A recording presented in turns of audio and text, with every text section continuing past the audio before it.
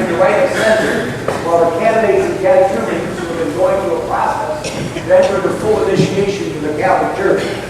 Of all the joys that I know in this life, I know no greater joy than intimacy with Christ, in union with His will, that I pray you and I together continue to try to conform to. So very shortly, the candidates and catechumens are going to come up here with their godparents' responses and make commitments, public promises. They're going to follow, not just the law of Christ, but even more importantly, the love of Christ. What you heard in the second reading could not be possibly amplified enough. St. Paul says that Jesus Christ, who we preach, is risen from the dead. It is the basis of our faith. He appeared to Simon, to the 12, and to 500 other people. And in St. Paul, he appeared to someone as little as myself. You're not any littler, just a little later. But you're here, and you're here now. And I commend you for making the choice to follow Christ most closely. Of all the religious, different denominations you may represent, we respect Christian denominations. We respect them all. We have so much in common. There's so much unity in the Christian religions and the faith of others who are Christian. But the Catholics share, we believe most things. You mean a Methodist, a Protestant, a Presbyterian, we believe in most of the things they believe in. They believe in most of the things we believe in. There's one more thing. And we're inviting you, and you're saying yes to it. Simply as St. Paul said in another reading, that the night before he died, to be precise, 17 hours before that happened. Do the math. The link is 17 hours. He took a piece of bread, he said, this is my body. That's what he said. He meant it, he said it, and no one can dispute it. It's in Matthew, Mark, and Luke. And in John chapter 6, he says, I am the bread that comes down from heaven.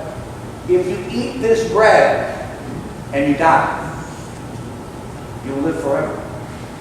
As Jesus himself, Paul proclaims, is resurrected, we too pray and hope and live for this resurrection.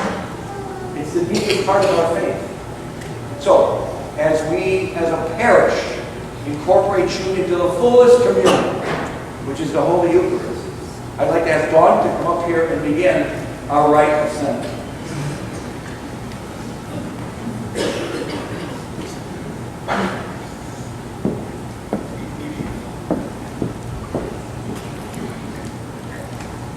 Reverend Father, these catechumens are beginning their final period of preparation and purification leading to their initiation.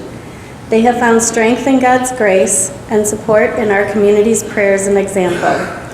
Now they ask that they be recognized for the progress they have made in their spiritual formation and that they receive the assurance of our blessings and prayers as they go forth to the rite of election to be celebrated next Saturday by Bishop Malloy at St. Peter's Cathedral in Rockford. Those who are to be sent to the celebration of election of Christ come forward together with those who will be your godparents. Bradley Hammond and Lydia Jarvis.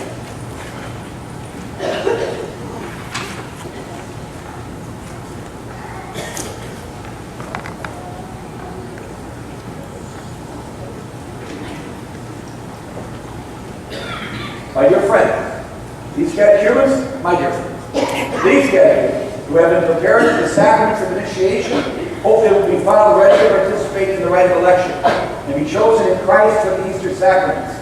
It is the responsibility of this community to inquire about their readiness before they are presented to the bishop.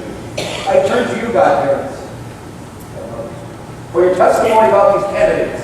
Have these catechumens taken their formation in the gospel and the Catholic way of life seriously?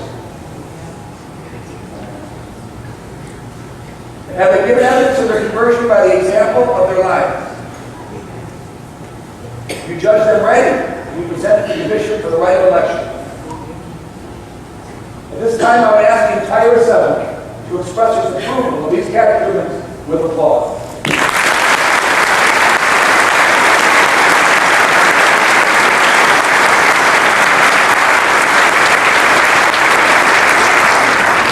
And now, my dear friends, I address you. Your old sponsors of this entire Christian community have spoken to your favor.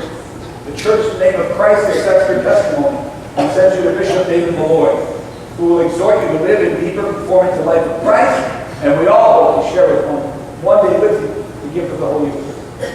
Candidates and the sponsors return to their pews at this time.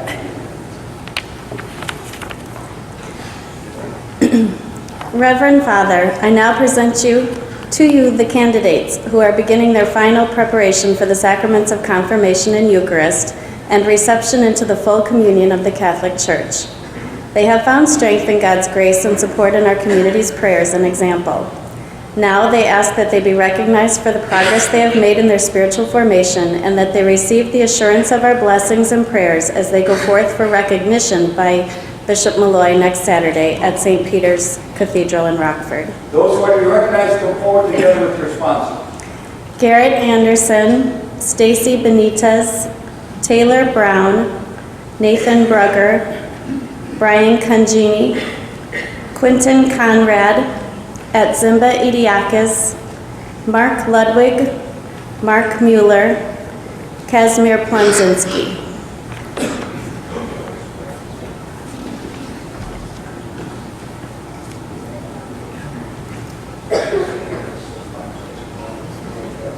My dear friends, these candidates already, one with us by reason of their baptism.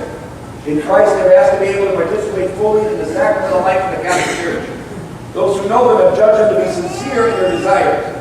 During the period of catechetical formation, they have listened to the word of Christ and endeavored to follow his commands more perfectly.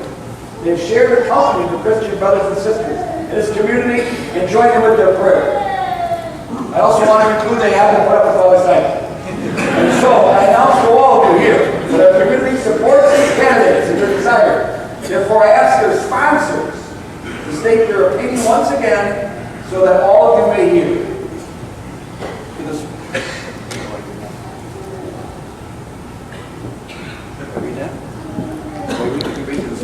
Yes. To the sponsors, as God is your witness, do you believe that by the Easter Vigil, these candidates will be ready to receive the sacraments of confirmation and the Holy Eucharist and be received in the full communion of the Catholic Church?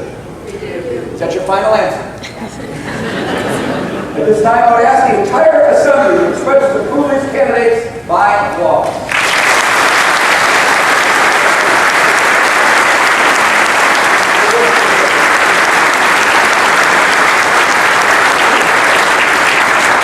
And now, my dear friends, I address you. Your own sponsors, this entire community has spoken in your favor. The church, in the name of Christ, accepts their testimony and sends you to Bishop David Malloy, who will exhort you to live in deeper conformity to the life of Christ. Candidates and your sponsors return to their pews at this time. Celebrant returns to his chair at this time. Turn to that stage.